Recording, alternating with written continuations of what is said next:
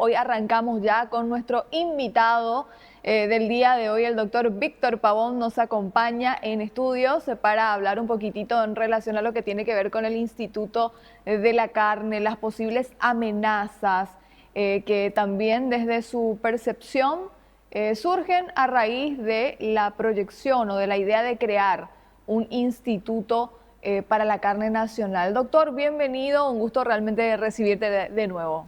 Al contrario, el gusto es mío, Katiuska. Estoy muy contento de estar aquí en este programa que mucho realmente se ve y la gente lo toma como un referencial informativo y de análisis.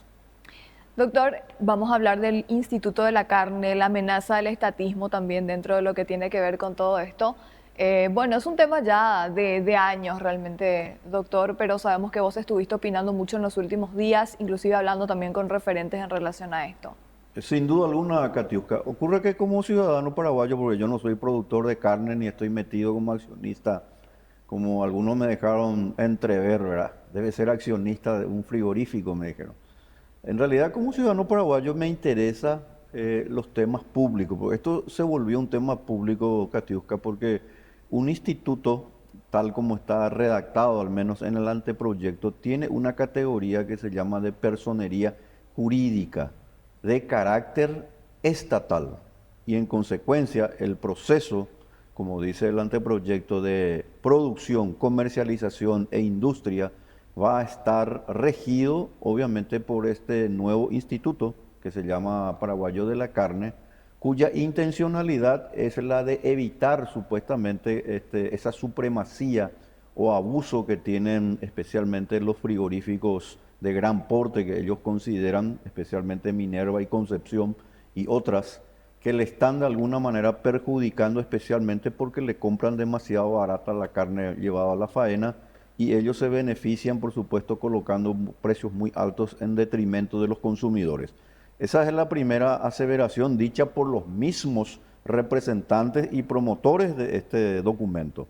La otra argumentación, Katiuska, que es interesante analizar, porque obviamente es importante tomarlo en cuenta, es que lo que se llama la categoría de oligopolio o oligopsonio, que lo tratan de alguna manera de endilgar a los frigoríficos. Y ambos elementos, tanto de que perjudican a los productores, que ellos se han convertido en una suerte de posición dominante, de que lo único que le importa obviamente es seguir de alguna manera castigando a los productores, así como otro elemento también, no quiero olvidarme de Katiuska, es que la gente que promueve este instituto dice que esta va a ser la manera, a través del instituto, de profesionalizar la búsqueda de mercados internacionales.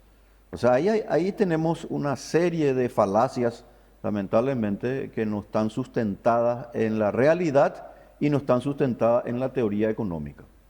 Doctor, lo que también se habla mucho es que el problema radica en este anteproyecto, en cláusulas que quizá no se están compartiendo. Se habla también de un sobrecosto inclusive para el productor y también se habla de que no sería algo que estuviera constitucionalmente permitido, teniendo en cuenta de que hablaríamos de que el gobierno, el Estado podría tener injerencia dentro de los roles inclusive de precios, regulación de Totalmente, precios. totalmente, es así mismo. Mira, si esto prosperara, que espero que no ocurra, mucha gente podría tener también la idea de hacer el Instituto del Huevo, por ejemplo, ¿verdad? O el Instituto de la Soja, el Instituto, qué sé yo, del yogur sin lactosa, etcétera, etcétera. ¿Por qué? Porque en la mente del estatista, en la mente de la gente que cree que cuando no le va bien tenemos que hacerle meter ahí al Estado para solucionar el problema, que es lo mismo que meterle al zorro dentro del gallinero, está la idea de que el Estado va a ordenar todo eso. Y si nosotros analizamos, y le recomiendo ahí a los que están promoviendo este proyecto un libro que se llama 4000 años de control de precios, de un gran economista que yo creo que les va a venir muy bien, porque en donde se metió el Estado, especialmente en áreas que son del sector privado, obviamente ha habido unas medidas coercitivas que le perjudican a esos actores. Esto no significa, desde luego, que no haya reglas de juego, como ahora existen. Cenaxa, Red10, Ministerio de Agricultura y Ganadería están trabajando con entidades privadas de una manera armoniosa, que desde luego se pueden ir mejorando. Yo tampoco estoy diciendo que lo que ahora sucede con tantos mercados que se están consiguiendo, etcétera, ha mejorado el empleo en el sector rural, etcétera, se han hecho tantas inversiones en trazabilidad, genética, extraordinario el avance que se ha tenido en Paraguay, no pueda ser mejorado.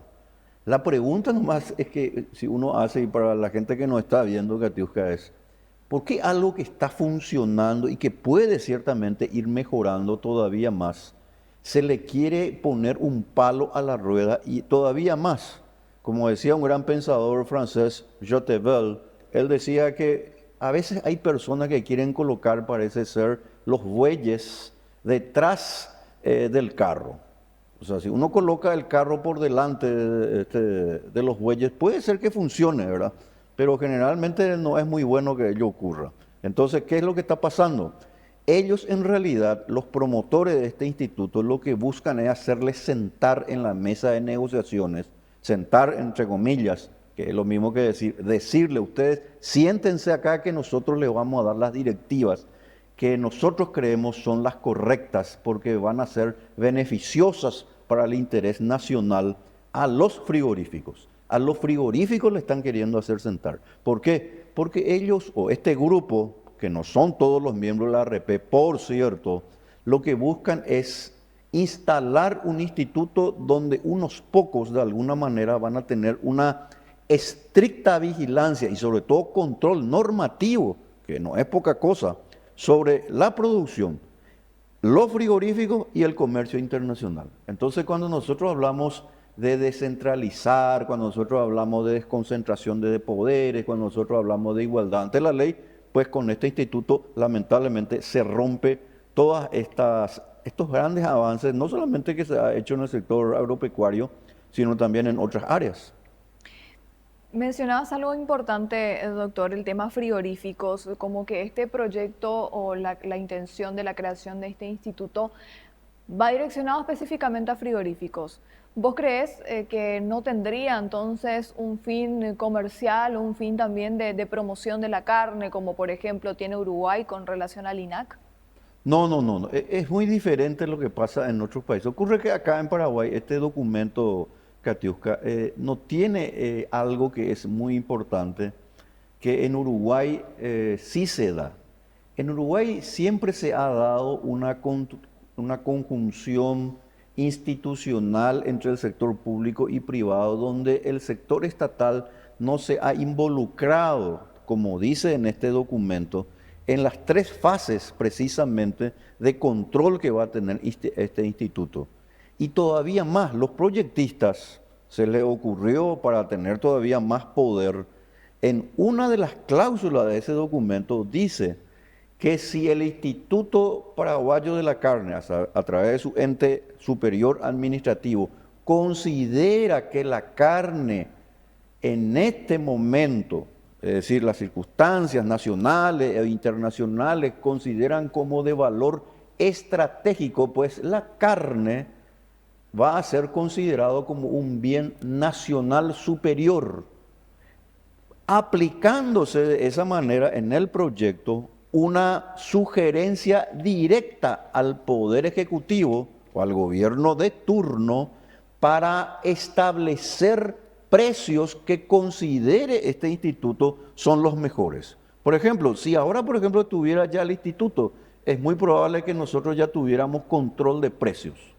Es decir, en el afán ciertamente de bajar los precios, lo que vamos a hacer es producir un elemento de involucramiento de los políticos y burócratas donde ellos van a decidir qué tipo de precio se va a tener. Y ahí está la propuesta de este senador Eber Villalba, que nada tiene de liberal, por cierto, ¿verdad?, que está proponiendo un control en las utilidades del precio de la carne. En donde a mí, por ejemplo, ahí me sorprendió, Katiuska, donde los promotores del Instituto Paraguayo de la Carne salieron en contra del senador Villalba. Pero si uno analiza bien, en realidad el instituto es en esencia la misma cosa. La diferencia, ¿sabes cuál es? De que ellos no son los que van a, de alguna manera, a controlar. Si yo soy el que controlo, entonces está bien. Si otros son los que controlan, está mal. Entonces, esta serie de elementos, sinceramente, nos hacen creer de una manera muy cierta de que acá se va a convertir esto en un nuevo ministerio.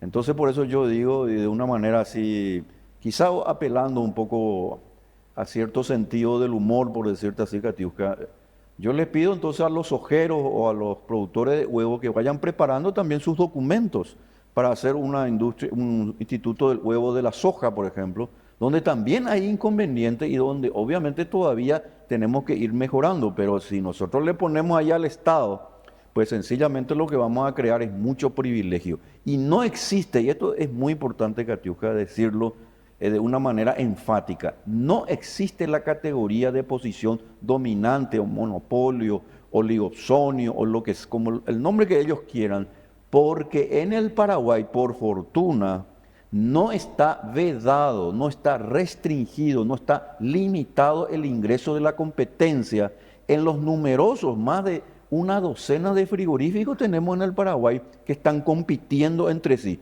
Por supuesto, hay frigoríficos muy grandes y otros más pequeños, pero no está impedido que nuevos oferentes ingresen al mercado. Ahora sí, entre los frigoríficos existentes, ellos se colusionaran y decidieran que no pueda ingresar ya otro oferente, otro competidor, ahí sí estaríamos en una situación diferente que de luego se denomina oligosonio o directamente monopolio, pero este no es el caso de Paraguay. Doctor, nosotros tenemos constitucionalmente una cláusula que habla de la no regulación o no intervención del Estado en cuanto a precios propiamente. Totalmente, está establecido el artículo 107 de la libre concurrencia.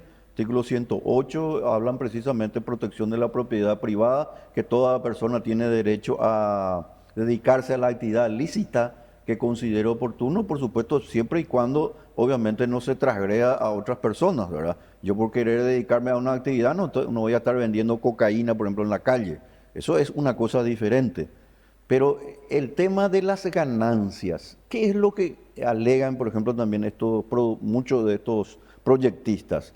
Ellos alegan de que las ganancias que están obteniendo los frigoríficos van más allá de la rentabilidad que uno considera normal. La pregunta en una economía, ¿qué es la rentabilidad normal?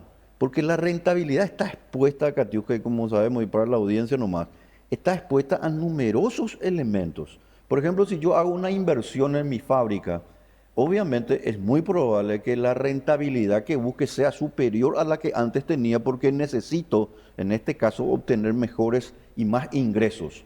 Y además, una cosa importante, los frigoríficos del Paraguay, que están haciendo mucho bien, por supuesto, en nuestro país, porque implican necesariamente muchas inversiones y puestos de trabajo, muchas familias acá se están beneficiando, también no solamente están gestionándose a modo interno en nuestro país, ellos están compitiendo con un mercado internacional donde nunca tenemos que olvidarnos en el Paraguay que nosotros estamos ante dos gigantes, que son Argentina y Brasil, cuyos hatos ganaderos, cuya industria y cuyas producciones sabemos perfectamente que también tienen un alto nivel. ¿Cuál sería desde tu punto de vista, doctor, la alternativa quizá a todo esto o una alternativa también que pueda beneficiar a ambas partes y no perjudicar a una?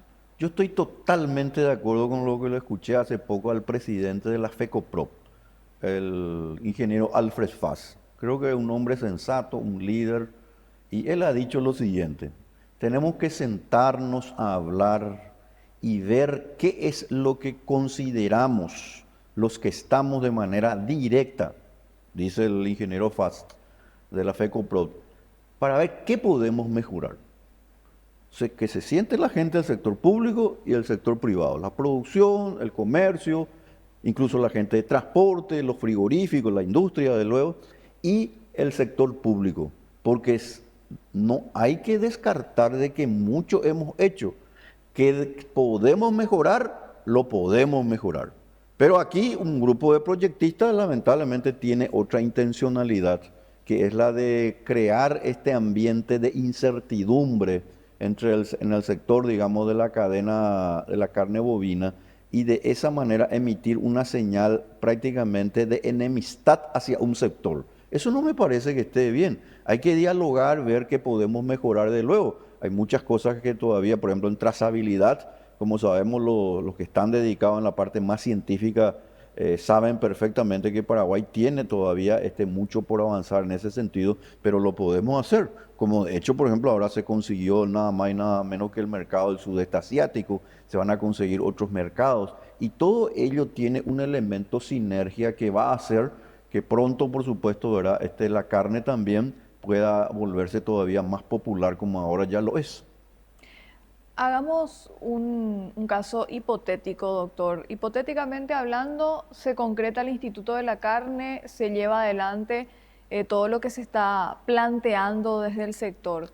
¿Qué impacto esto podría tener también en el plano económico y dentro también de los jugadores que forman parte de la cadena? Y un impacto muy negativo, un impacto va a ser prácticamente como esa película Armagedón, va a ser la destrucción total del sector agropecuario de la carne bovina, porque los mandamientos, las resoluciones que van a venir de ese instituto al establecer medidas coercitivas ya no van a ser como hoy sucede, deliberaciones, intercambios y decisiones entre el sector público y privado, con un aditamento, con un agregado importante. El costo del Instituto Paraguayo de la Carne va a recaer sobre el productor. Entonces la gente dice, ¿cómo va a hacer eso? Y es muy sencillo. En uno de los anteproyectos, por ejemplo, colocaron una tasa de acuerdo al valor aforo de los animales que van a faena. Ahora eso cambiaron porque nosotros hicimos los cálculos, recuerdo, y había dado aproximadamente más de 6 millones de dólares que iba a ser la recaudación.